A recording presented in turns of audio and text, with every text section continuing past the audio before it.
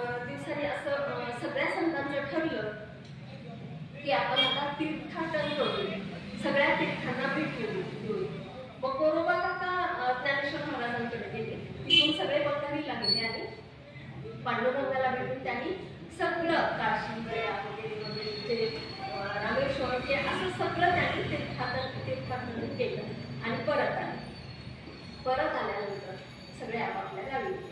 तसेच गोरोबा काका ते जेव्हा पेटला आले तेव्हा वेशीत आल्यानंतर काही लोकांनी त्यांना अडवलं, काका तुम्ही घरी जाऊ नका, कारण तिथे गेल्यानंतर तिथं देवगिरीच्या राजाचे शिपाई येऊन थांबलेले आहेत आणि ते तुम्हाला पकडून न्यायला आले.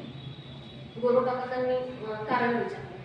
तर जेव्हा विठोबा तिथं कामाला होता गोरोबा काकांच्याकडे, त्यावेळेला देवगिरीच्या दिवाणाच्या पत्नीने 6 महिन्यात मला 1 लक्ष विटा मंदिराच्या बांधकामासाठी पाहिजे असं सांगितलं होतं.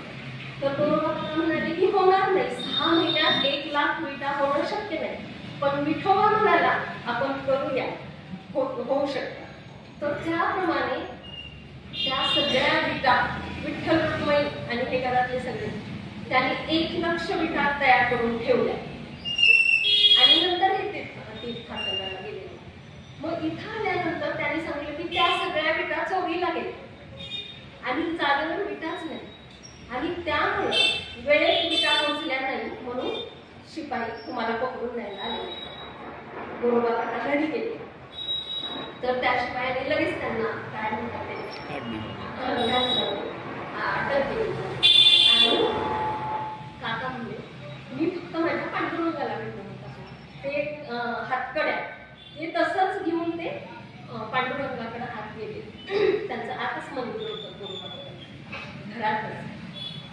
फक्त त्यांची नजर भेट झाली आणि परत आली आणि मग संताबाईंना मी त्यांचा आक्रोश सुरू झाला, नेऊ नका विनवणी करायला, पण त्यांनी त्या शिपायांनी ऐकलं नाही. मग गोरोबा काका निघाले. अर्ध्या रस्त्यात आल्यानंतर तिकडून काही लोक पडत आले. ते म्हणाले की अहो तेरणा नदीवर सगळ्या विटा तरंगत आहेत.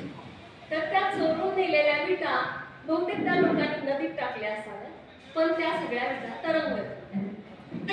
आणि त्यावेळेला मग त्यांना कळालं की हे असं काहीतरी वेगळी टेक्नॉलॉजी असेल. तर ती एक वीट माझ्या आईने मला दिलेली आहे एक आठवण म्हणून, तर ती खरोखर पूर्ण पाण्यावर तरंगते अशा विटा आहेत. मग ते